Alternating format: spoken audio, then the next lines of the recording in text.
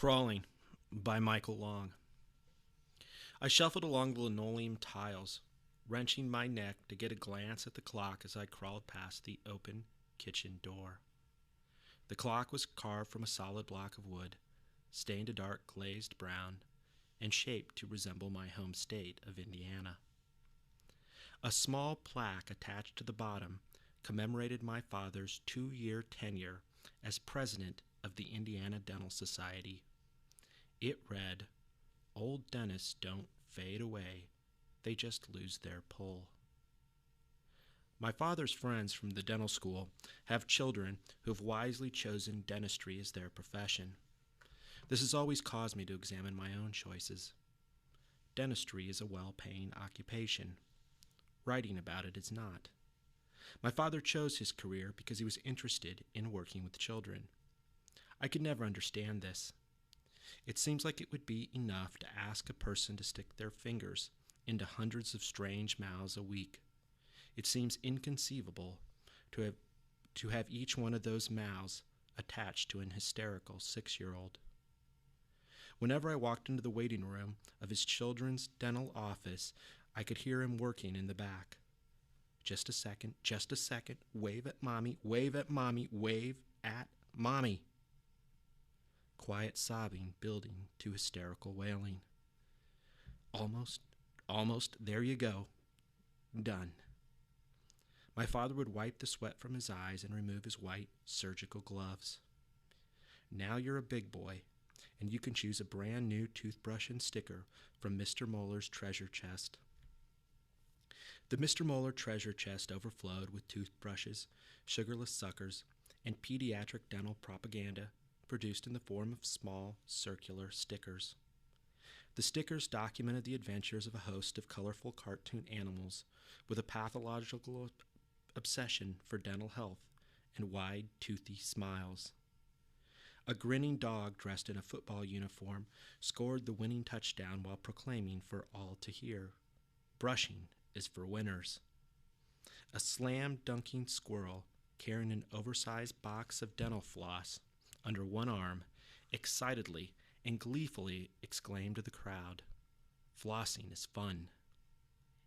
After a successful visit to my dad's office, the youthful patient would walk out the door, displaying the sticker like a battle-weary veteran adorned with a well-deserved Purple Heart.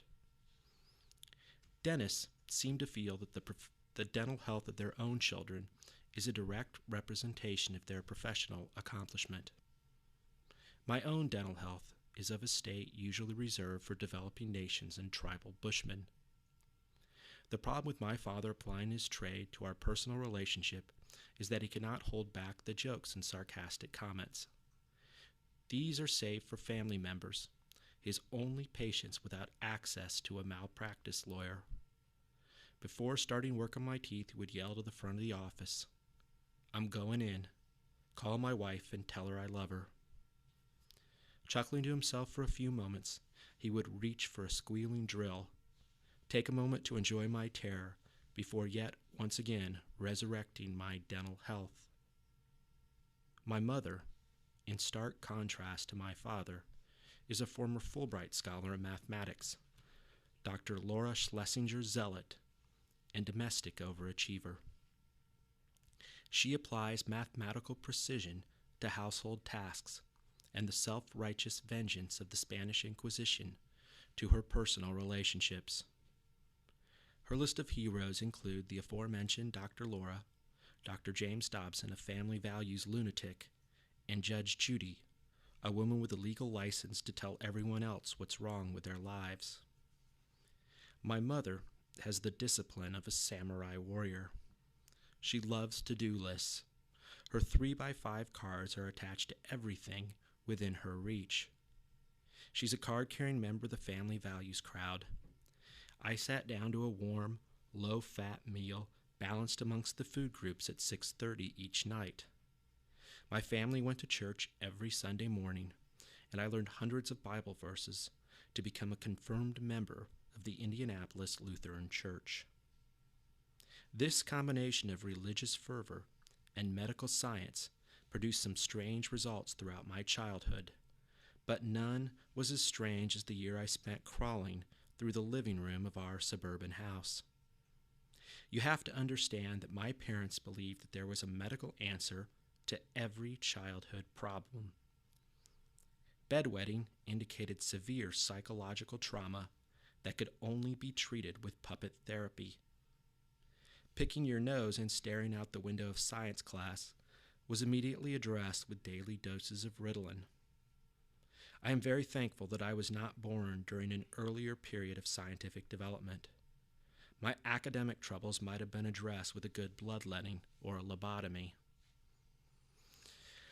I had the same problem as most kids.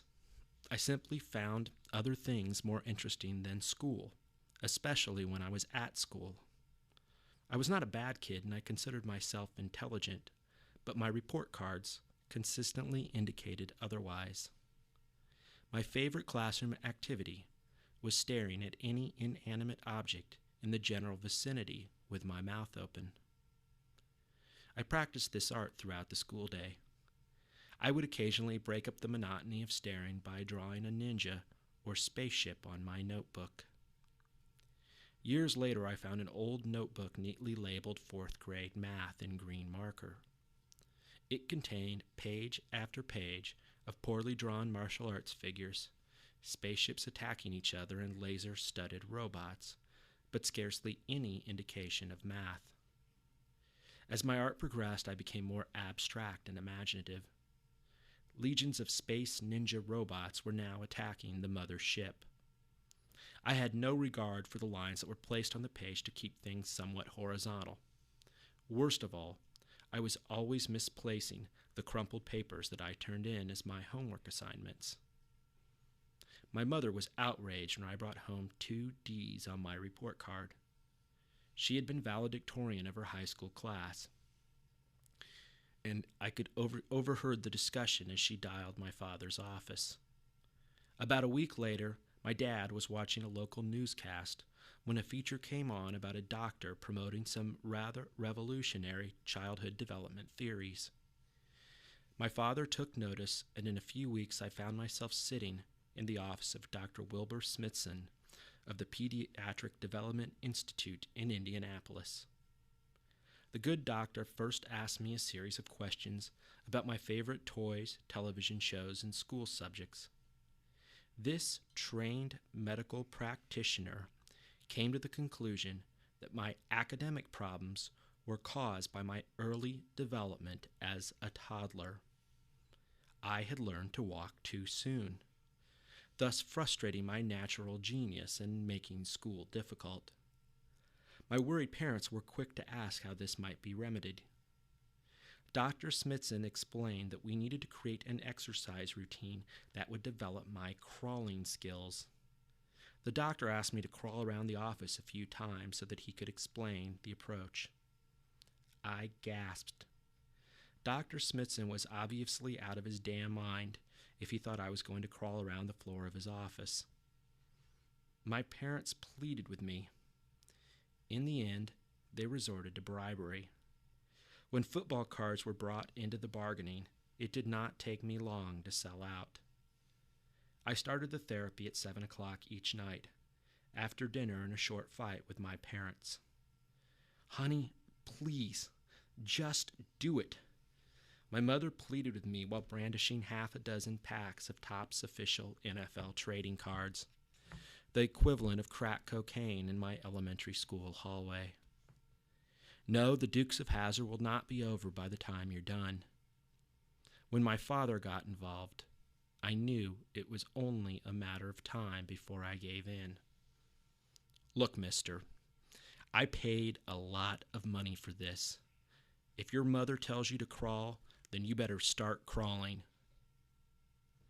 I shuffled down the yellow shade carpeting on all fours, turned left at the wooden plaque inscribed with the Lord's Prayer, looping at the far end of my parents' bedroom under an oil painting of a sailboat. My entire route took about 1.5 minutes to complete. I had to do this 40 times before I completed my nightly obligation and received my coveted NFL trading cards. Now, this in itself would be enough to traumatize a normal 10-year-old. Luckily for me, one of the benefits of being extremely lazy was that dignity was just too much work. I could not be bothered with the excessive effort required to fight off a pair of middle-aged, born-again suburbanites who had suddenly found the holy grail of perfect penmanship. To my parents' credit, they followed Dr. Smithson's rather unusual prescription to the letter.